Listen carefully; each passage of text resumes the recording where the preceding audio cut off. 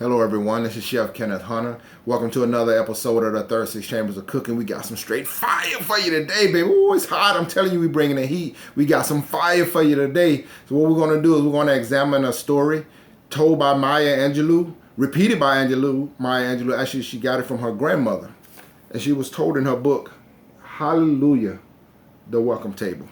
Okay, so what is the significance of this story? This story is actually the epitome of the 36 Chambers of Cooking. And what does that mean?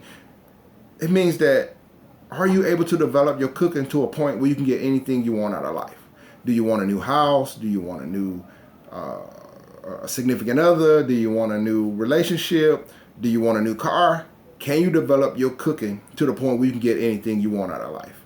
That's the question. And that's what the 36 Chambers is all about. Getting to that level of cooking. Without further ado, let's get into the story.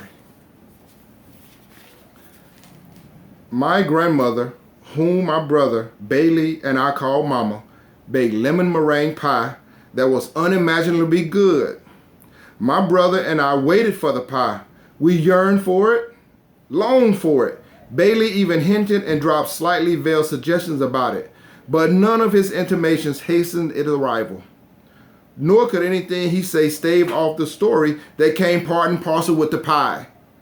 Bailey will complain, Mama, you told us that story 100 times.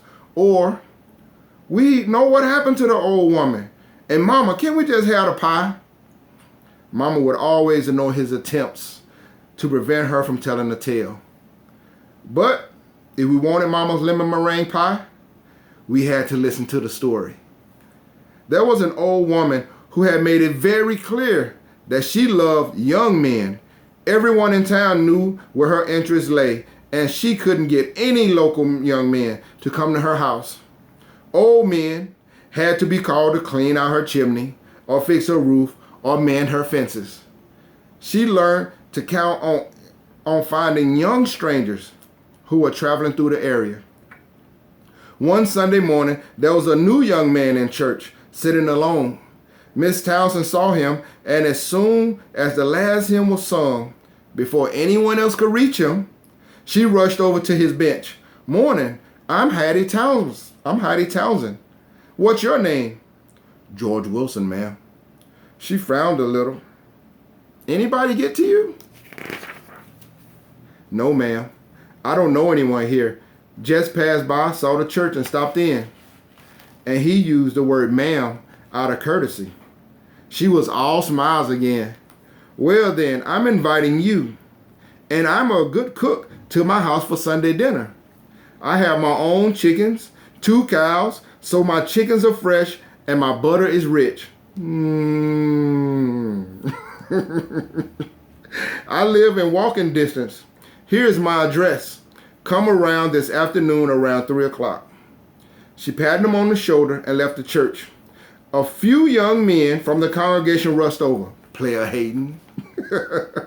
Miss Townsend invited you for dinner? Yes. Well, I'm Bobby. Here's Taylor. And this one's Raymond. PhDs. Player Hayden degrees. We've all been to her house, and she's a good cook. The men started laughing. No, she's a great cook. It's just that after you eat, she pounces. Man, the lady can pounce. The stranger said, I don't mind a little pouncing. They all laughed again. But man, she's old. She's older than my mother. She's older than my grandmother. She's older than baseball. The stranger said, I'll eat dinner, and after that, I can take care of myself. Thanks, fellas, for warning me. He can handle that. Bobby shouted, her lemon pie will make a rabbit hug a hound. Taylor added, make a preacher lay his Bible down. Meanwhile, Miss Townsend entered her house and went directly to her sewing box. She put on her glasses and took out a needle. She walked down the path to her house and stuck a needle in a tree. She returned to the house and began to cook. A chicken she had been resting in the refrigerator. For the next hour, she stored pots, shifted pans, and then she set her dining table for 2. She had time to freshen up and change before company came.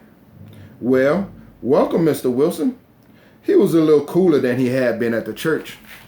She knew why, but she also knew he hadn't eaten her cooking. The bathroom is here if you like to freshen up. Dinner's not ready yet. Of course, everything was ready. She just wanted him to have time to breathe in the fine aromas floating in the air. That's how you sell it. You got to sell that sizzle. She served him chicken and dumplings. Chicken tender as mercy. Dumplings light as summer clouds. The side dishes were fried yellow summer squash and English peas. He didn't care that he was eating as if he hadn't eaten in a month. She kept pressing him. Eat some more, but save room for dessert. Some people swear by my lemon meringue pie.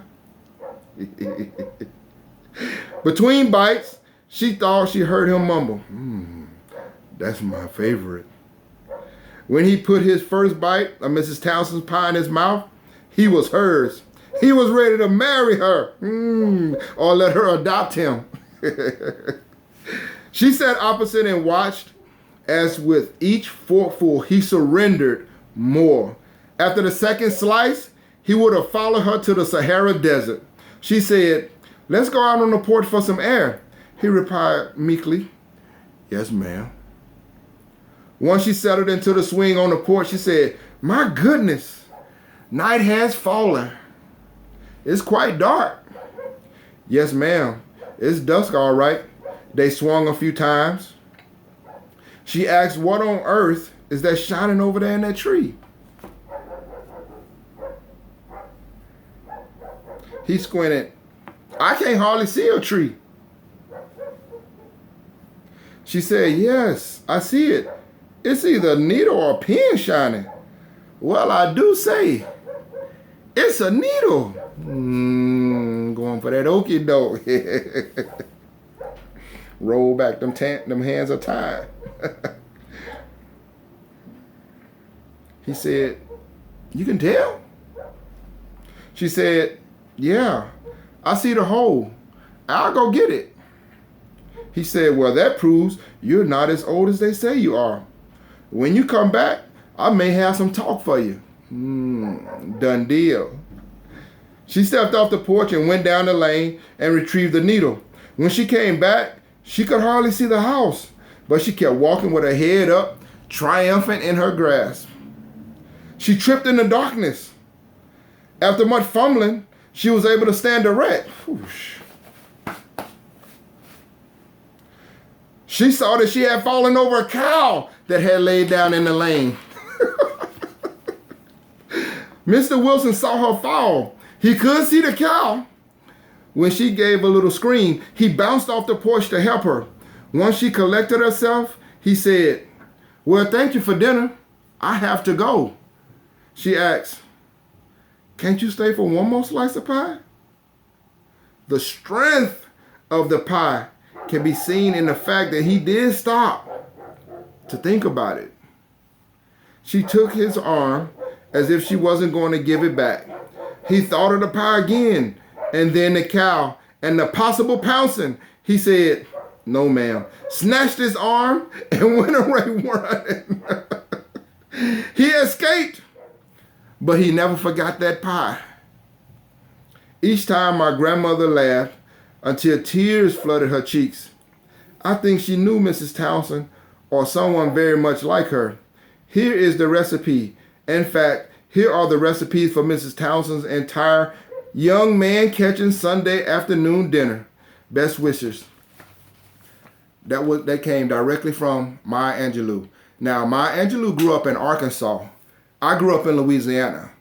She died when she was 86 years old.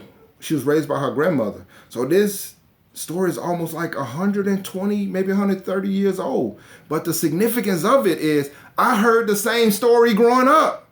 Not about Miss Townsend. I can't tell you her name, but there were several women in Louisiana that did this. Maybe because Arkansas and Louisiana together. No, I think it's these women knew the secret of great cooking, that you can get whatever it is you want. It was years before I read this book, but I had that story in my head as a child myself, from my grandmother telling a story like that. So what is it that I'm saying? What I'm saying is, if you learn to cook, like we teach in here, On the 36 Chambers of Cooking, you can get whatever it is you want out of life. You know, it's a lot of people got problems with the COVID, got problems with David. They out here on Bumble. They out here on Tinder. They out here on Plenty of Fish. No, what you need to be doing is watching the 36 Chambers of Cooking and learning how to fish, okay? Now, all you millennials out there, let me ask you a question, man. Let me bring this thing home. You think this real or it's not real, okay? Let me bring this thing home for you. Disney a few years ago did a movie called The Princess and the Frog, okay? Come with me. Let's go to the cafe. This is the scene. Charlotte come in with her dad. He ordered some beignets, and she just can't wait to tell her friend Tiana about everything that's going on. But here's the significance. She said, the prince is coming. The prince is coming. I need your help. Give me 500 of your man-catching beignets for my party tonight. So look at the situation. She's rich. She's well connected. Her father's very powerful in the city of New Orleans. He's very powerful in the city of the South, or in any city in the South. Throughout the whole South, he was a baron. He was connected. They knew royalty. Not only was royalty coming to the United States, royalty was coming to live with them. It wasn't enough. She was hooked up. She had everything going for her. It wasn't enough. She needed to tip the scales. So what are we talking about? We're talking about an unfair advantage. And anything you want to do, if you're dating, you need that unfair advantage. So we're going to go over this. So the next section that you're going to see in the 36 Chambers of Cooking is what Maya Angelou talked about Miss Townsend did. She perfected the dinner for two. This is what we're going to go over the next within the next week and the next 2 weeks. We're going to go over every step, whether it's a 4-course meal, whether it's a 5-course meal, no matter what it is, whatever you're preparing, whatever the protein is, whatever the starters are. Do you have a dinner for two? This is necessary. We're going to reconnect with cooking, and I'm going to help you connect with everybody that you want to. Now, ask yourself, if you was in this story, what would you have done? Or if you were the guy, or if you was Miss Townsend, what would you have done? Obviously, she overplayed her hand. It was a done deal. Let's go back to the story. They on the porch. He full. They swinging. They having a good time. He knew before he went there. He was told from the church by them player haters, don't go there. What? They know she can cook. She can do other things too. They know that's why he told them not to go there. She a beast. They player hating. He made a decision to go there on his own, right? They on the porch. He knew. It was a done deal. She overplayed her hand. Instead of running out there for that needle, no, she should have nibbled in his ear or whispered in his ear, did you enjoy the food? Get the conversation going. Don't try to prove nothing. And then when it comes to nibbling, she should have been nibbling on his neck. You understand? She should have been nibbling on his neck like a rat does cheese. I'm telling you, it was a done deal. She blew it. She overplayed her hand. So this is what I'm saying to you.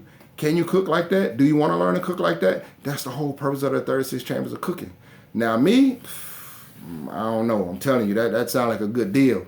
Straight up, you going to feed me and what? Come on now. Straight up, she would have been bow-legged come Monday morning. I ain't playing. For real. It's a done deal. She overplayed her hand. And that's it, y'all. Thank you. And I'll see you soon. Let's reconnect through cooking.